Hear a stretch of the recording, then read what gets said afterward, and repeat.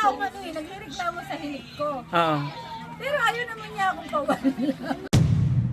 Wala pa kayo, hindi pa kayo buhay nun. Similya pa lang kayo noon, boy. Hi guys, kamusta kayong lahat? Welcome to another episode of Randomness. Tuloy pa rin ang buhay natin dito sa island. Ito nga pala yung mother-in-law ko, nagkukwento ngayon ng mga hinanakit niya sa buhay. Ang daming kaaway niyan sa personal. Oh, mukha ng mukha.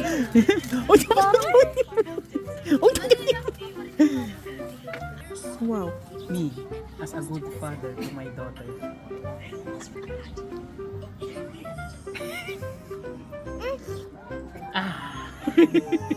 It's just a joke. It's just a...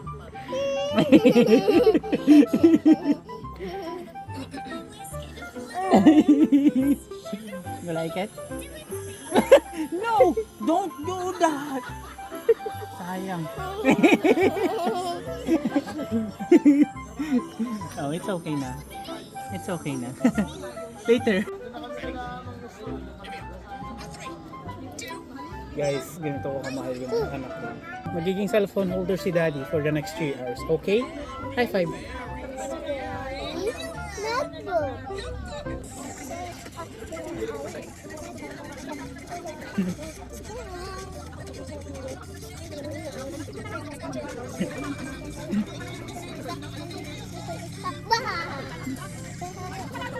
Ang mission ko ngayong araw hanggang sa muli natin pagkikita.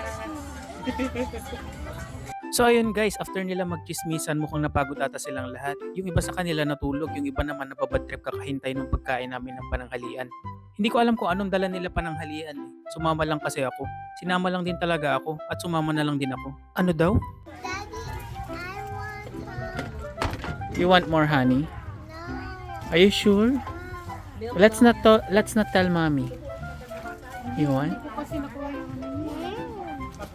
Nag-tent kami dito. Wow, sisig. Ano. Wala pa kayo, hindi pa kayo buhay nun. Similya pa lang kayo noon, boy. Nakatulog na kami dito sa Anawangin.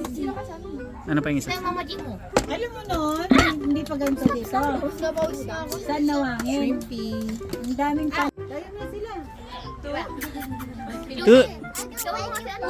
chicken nuggets. Kuya. Wala na dati din ako si Biara. Oh, nakita ko. Ay. Isa pa ka. Alam mo bukas makalaway, papatul ko na ako na Ate Josie. Konting-konti na lang sabi niya.